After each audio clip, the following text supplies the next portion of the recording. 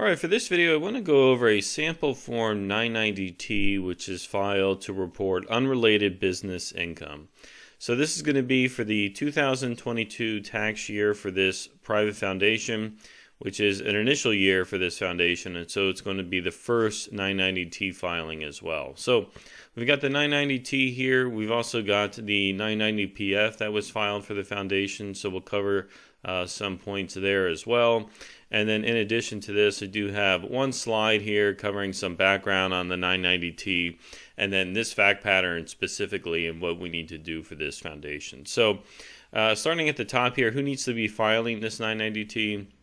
There's a couple of different types of entities that might need to do this. So certain types of tax-exempt organizations and trusts that receive UBTI, so your regular public charities. In this case, we have private foundations, so private operating or non-operating foundations, and then other types of retirement accounts. So when you think of things like your Roth and traditional IRAs, these are generally tax exempt, right? You don't pay any taxes within the account, but if you generate UBI, you might have to file a 990T for that account and actually pay some taxes.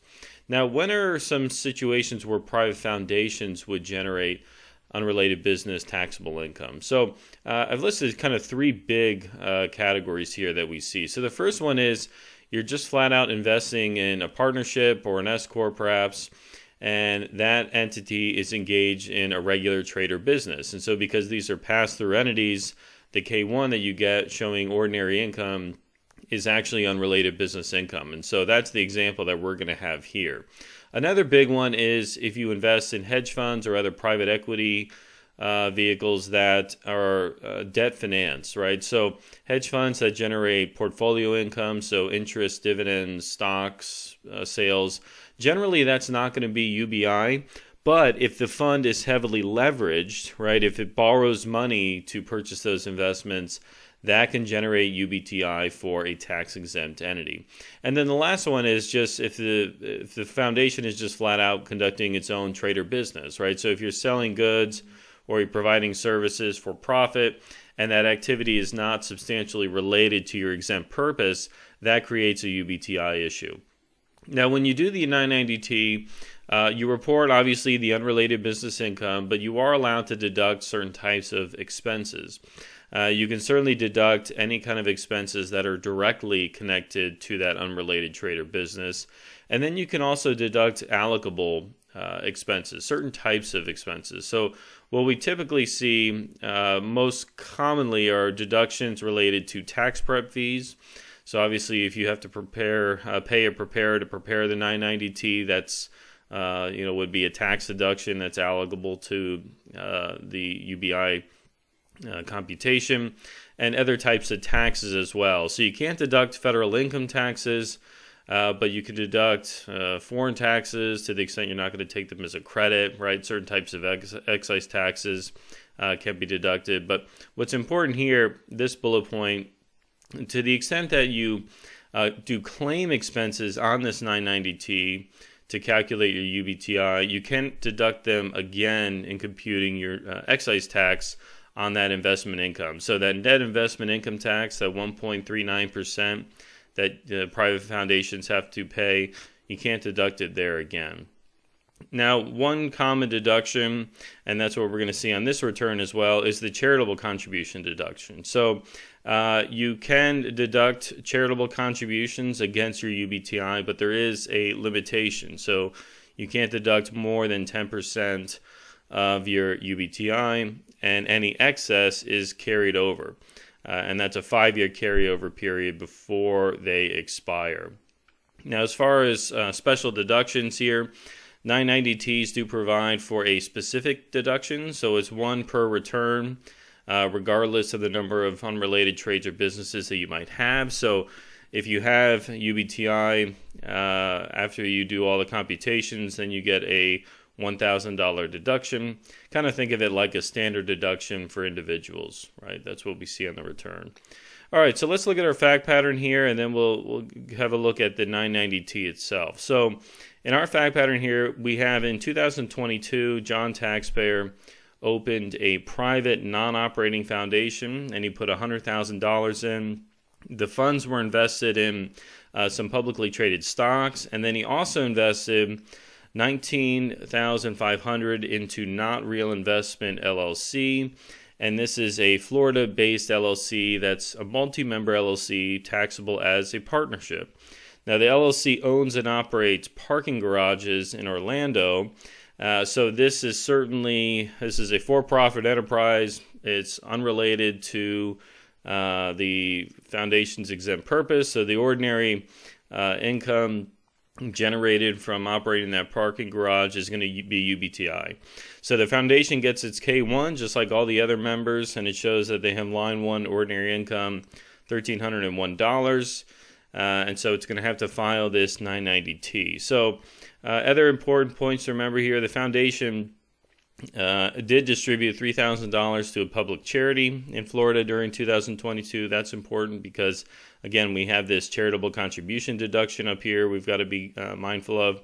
And as far as the extensions, both were extended, and the 990T extension submitted a payment of $500. So at the time, they didn't know how much UBTI they had or how much tax they would owe, so they filed that extension and submitted a payment of $500 along with it, and so we'll account for that on the return as well. All right, so let's have a look at the return itself. So 990T here, if we touch on a few points on the 990PF first, so won't go into this in too much detail, just highlight some main points here. So this is the initial year 990PF for this foundation. Again, it's a private non-operating foundation. And so important point here, if we look at column B here, the net investment income, we can see on line 11 there we have reported the $1,301 of flow-through income from the partnership. And we did have a $3,000 contribution deduction here, disbursement for charitable purpose, so we're going to need to pick up that info on the 990T. And then as far as the questions in part 6, right on question 4A and B, it asks us if we had UBI of 1,000 or more, and yes, we did, and so we are filing the 990T. And we can also see here in part 15A, we have in this section where we separate UBI versus income that's excluded from that computation, we can see on line 11 there, we have our partnership income from that K1, $1,301, and it is within the unrelated business income column. All right, so if we go back to the 990T, so 990T, there's the first 2 pages kind of act as like the totals. And then each UBI, each unrelated business that you're going to have, you need a separate Schedule A. It used to be that you can consolidate these, but now they have one Schedule A per each unrelated business. So we're only going to have one here, but if you have multiple unrelated businesses, then you would have a separate Schedule A for each.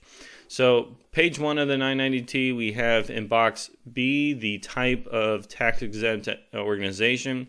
And so we are a 501c3 organization. We've got the name, address of the organization, and the type of entity. It's organized as a 501c corporation. So this was a corporation formed in Florida. If you have a trust set up and then filed a 1023 for the application for tax exemption, you might be a 501c trust. All right, so question K here, did the corporation, during the year, was the corporation a sub, an affiliated group? No. We've got the books in care of, so that's the lead director here, John Taxpayer, and his contact number. And then on item J here, it does ask us enter the number of attached Schedules A, and again, we're just going to have one here. So if we go down to Schedule A first, let's take care of that. So Schedule A, again, you need one for each unrelated business. So describe the unrelated business here. We've got income from partnership investments. You could be more precise and list the actual entity name perhaps, but this is generally appropriate to just list that this is income from flow-through investments. So we've got the income or loss from partnership or S-Corp here, $1,301. And because this is from a flow-through, we don't have any expenses directly passing through from that. We're just reporting the net number there, right? So $1,301 in income coming through that K1. And so the total unrelated business taxable income here, $1,301. So again, we don't have any deductions that are being allocated for this year. And as I noted on the slide, right, to the extent that you do claim some deductions here, you can't deduct them again for the excise tax, the 1.39% computation. So it's not uncommon to just see something like this where you only report the flow-through income and you don't have any deductions. But obviously, if you conducted your own unrelated trade or business, you would have certainly a lot of expenses. Or if you go down the route of allocating things like the tax prep fees, you would see things like perhaps on line 14. Okay, so the rest of Schedule A doesn't apply under these circumstances, right? Because we don't have cost of goods sold, we're not renting or leasing property. So all of these items are just going to be blank, and that's okay. If they don't apply, you can just leave them blank as is. In the supplementary statements here, we do provide more information on with the flow-through entity.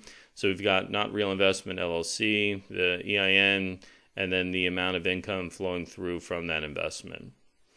All right, now before I go to the charitable contribution carryover, let's go back to page 1.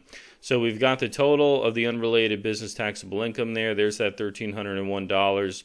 And then now it comes time to deduct that portion of the charitable contribution. So line 4 is where we make that entry. And so the contribution worksheet, we can see here that, again, we have to impose that 10% limit, right? We can't deduct more than 10% of our taxable income, and we have to make appropriate adjustments to the extent we have any of these items. So any NOL carryovers, any capital loss carrybacks, all of this has to be factored in before we impose that 10% limitation. So in our case, this is the first year we don't have any of those items, so we are just taking 10% of the 1,301 figure, which leaves us with $130 as our contribution deduction limit. Now, the amount of deductions, deductible contributions that are available is that $3,000 figure. So the private foundation did make $3,000 worth of disbursements during the year to 501c3 public charities. So that's the amount we're working with here. But again, it's limited to $130. So $130 is going to be the amount that we can claim as a deduction on line 4.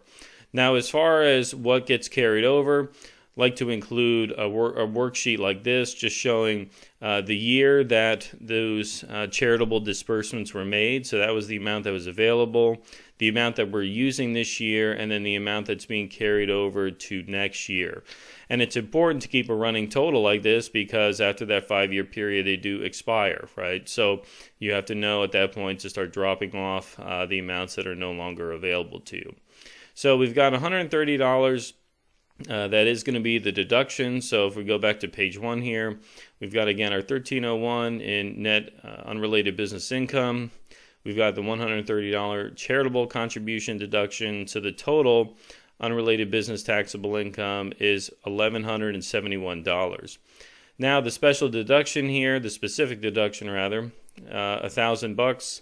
So we get to write off another $1,000, which leaves us our net UBTI of $171. And because this is a corporation and the UBTI for corps are just subject to that flat 21% as of this year, right? Could change in the futures, of course, but we have $171 times 21% leaves us a $36 tax on our UBTI. Now on page 2, where we have the taxes and payments, we have our $36 figure there. And we can see on line 6C, we are accounting for that $500 tax that was paid with the extension. So remember, we filed that 8868 extension for the 990T. We made a $500 payment. And so we've applied that against the tax, which leaves us a refund of $464. Now, in our case here, that is the overpayment, and we are electing to just roll that forward to next year. So instead of having anything refunded, we're just going to have the full amount credited to our 2023 estimated tax, and then we'll pick that up on the 2023 Form 990T. All right, so Part 4 answer these yes or no as appropriate, right? So they do want to know about foreign accounts, foreign trusts. In our case, we don't have any FBAR filings, so no FinCEN Form 114s, no 3520s, right? So we weren't receiving any kind of foreign trust income, nor were we a grantor of a foreign trust, and we have not made any changes to our accounting. So those three in Part 4 are just going to be no for us. All right, so that covers it for this tutorial. Hope that was helpful. I will have an update posted for 2023, so go check that out as well. And look forward to seeing you again on the next video. Thank you.